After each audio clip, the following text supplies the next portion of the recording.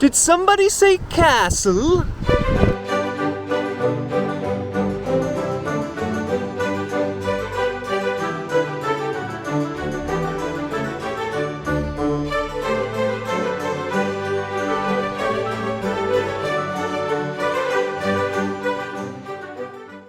So I am here today at a very different castle, and it's a set of two castles in Urbana, Ohio called the Piatt Castles. As you can see, there's one behind me. I'll be visiting both today and see what they're all about.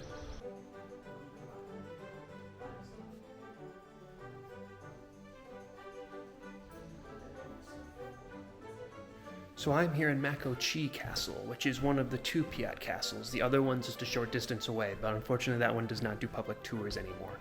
But much like the Loveland Castle, this castle was also built by a veteran, only this one was a Civil War veteran.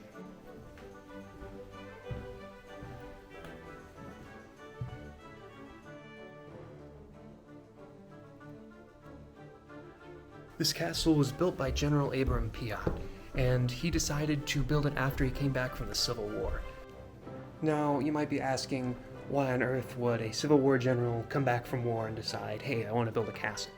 And the short answer is, well, he definitely had the means to do so. He may not have been a professional architect, but he also owned a sawmill and a stone quarry on top of being a publisher, so he definitely had access to a lot of resources.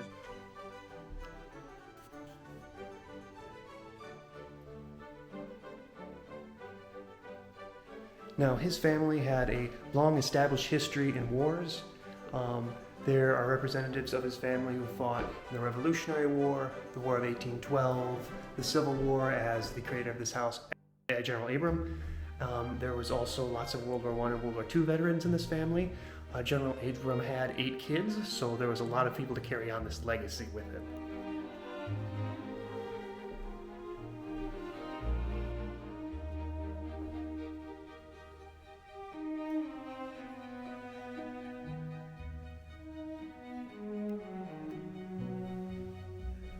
One of his grandkids died during World War II, during the France campaign in 1944. This is his portrait right here.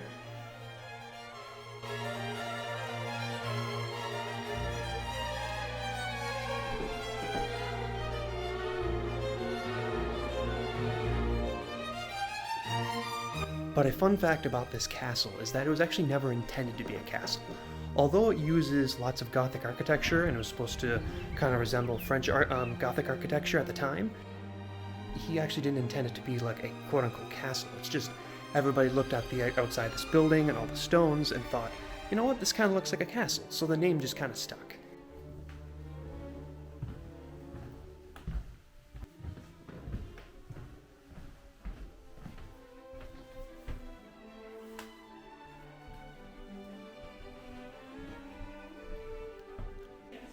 Like a lot of 19th century buildings, this building was never intended to have a bathroom, and only later generations decided that it was something that actually belonged in the house.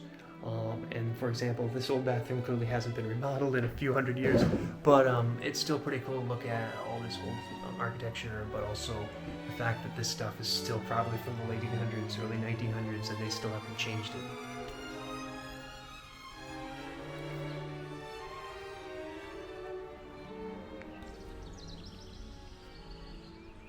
Now, an interesting fact is that right there was traditionally the main entrance, and because there was a fireplace right where the entrance between where the lobby is today and the library, they actually used to have to walk outside and go through that door to be able to get back into the building to go to the rest of the house.